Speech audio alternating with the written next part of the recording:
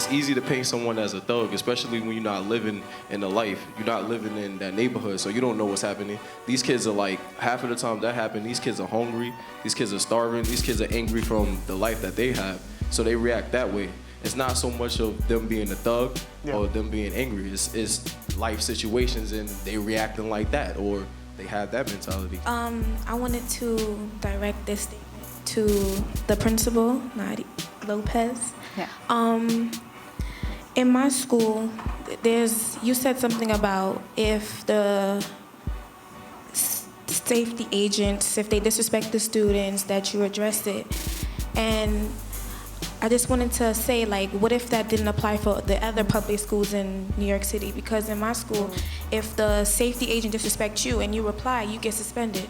You have so much power that you have no idea, okay? You start with a petition. You write out, like y'all learn claims, right? And you have to have your supporting evidence. Here's the claim, here's the supporting evidence. All of these children here who have signed this petition, we're speaking out against the injustices that's happening in our building. And we need to have a meeting. Do the very thing that they've taught you to do, right? Have a claim, because that's Common Core. Get your supporting evidence and present it. The school system focuses way too much on testing, and all they care about is like... I'm looking at a bunch of young people who are clapping their hands, just for those of you listening on the radio, they concur. Yeah, I feel like it's like they jam-pack the curriculum, and it's like, yeah, that's important to talk about, but we don't have time to talk about it because you have to pass this, because I have to look good for the system, and you have to get somewhere.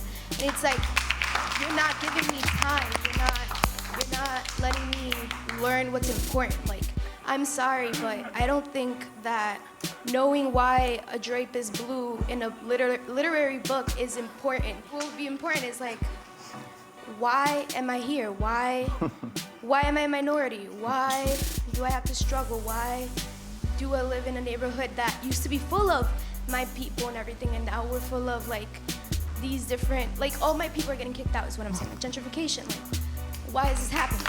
You guys were saying that they were calling the women in McDonald's like the brutes and then the thugs.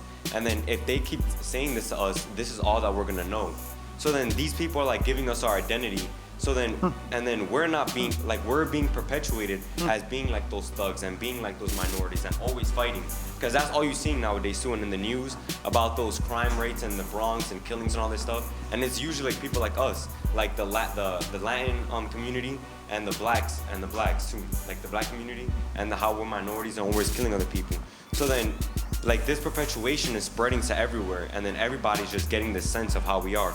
And it's always like that blabbering about how bad we are and all these things. I turned 17 in July, so last year when I turned 16, I remember thinking like, oh, I don't want to be that age, because like that's the age everyone criticizes. Like when you hear any 16-year-old, you're like, oh, they're thug, like they don't care, they just do stupid things and they're idiots and whatever.